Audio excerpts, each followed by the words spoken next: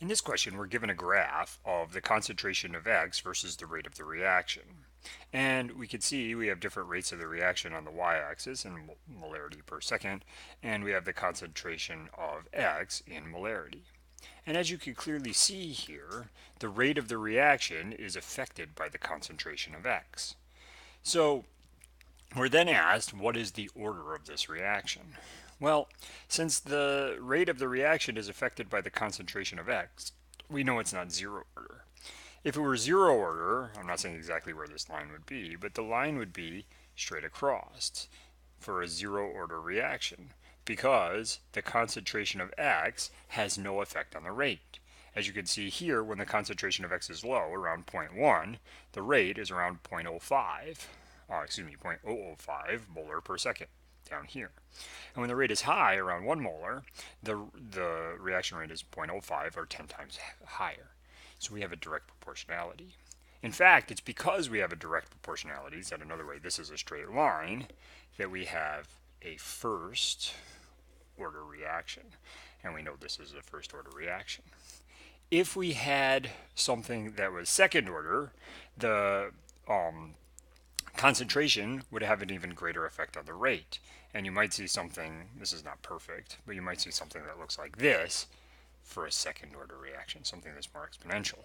So this is how you can tell if you have a graph of reaction rate versus concentration based on the shape of the graph, how you have which order of reaction that you have. Again, for a first order reaction, you have a direct linear proportionality. As the concentration increases, the rate increases linearly. For second order, as the concentration increases, the rate increases exponentially. And for a zero order, as the concentration of X increases, as we move this way on the x-axis, nothing happens. So this is our reaction, and now it wants to know what is the order of this reaction.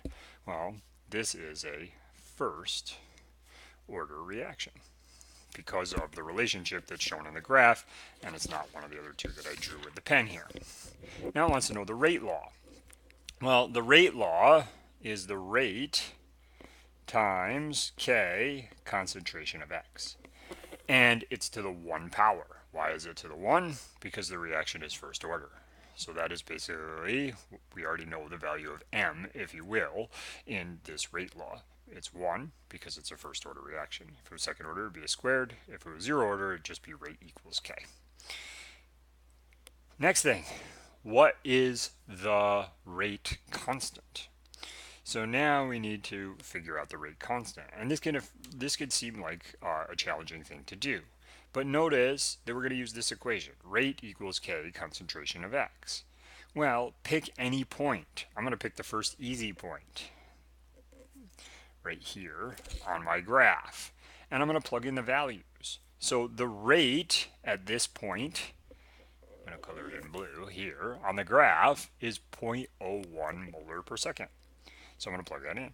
0.01 molar per second equals K times the concentration of X at this point, which is 0.2 molar.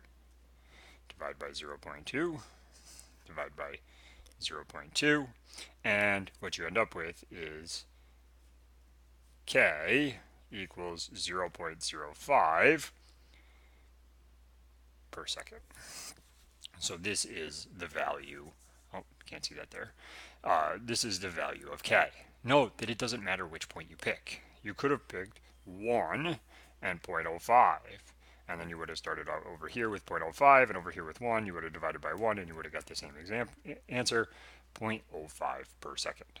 So to find the rate constant, we just pick any point on the graph and we substitute in the things that we don't know, and then solve for K.